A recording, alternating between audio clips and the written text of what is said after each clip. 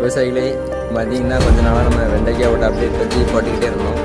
இப்போ என்னென்னா நம்ம புதுசாக மிளகா போடலான்ட்டு ஒரு பிளேஸை மெயின்டைன் பண்ணி வச்சுருக்கோம். வாங்க பிளேஸ் எப்படி இருந்து காட்டுறேன்.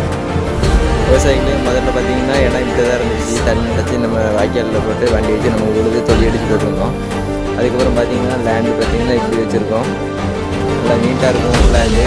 இப்போ பார்த்திங்கன்னா நம்ம என்ன பண்ண போகிறோம்னா கிட்டத்தட்ட டைம் வயலில் வந்து வீடுக்கு நல்லா ஆண்டு உரம் நல்லா அள்ளி போட்டு வீட்டுக்கு நம்ம மிளகா போடணும். ரெடி பண்ணி வச்சுருக்கோம். பார்த்திங்கன்னா நம்ம பின்னால் இருக்கலாம் இந்த இடம் பார்த்திங்கன்னா நம்ம இதுதான் ரெடி பண்ண போகிறோம். இந்த 2 வயலையும் கேட்டு கிட்டத்தட்ட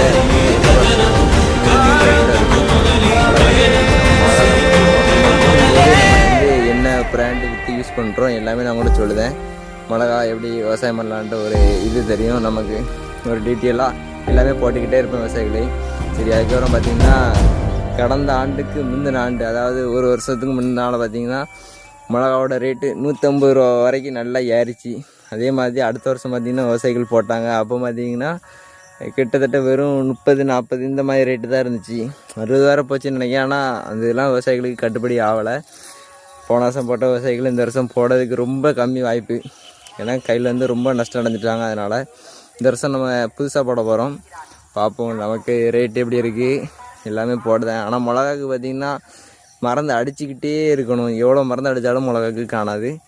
சரி விவசாயிகளை, அப்புறம் எல்லாருக்கும் இனிய மாட்டுப்பொங்கல். அதுக்கப்புறம் பார்த்திங்கன்னா நம்மளுடைய பால் மாடு அது எல்லாத்தையும் நல்லா குளிப்பாட்டிட்டு நல்லா ஜம்முன்ட்டு வச்சாச்சு.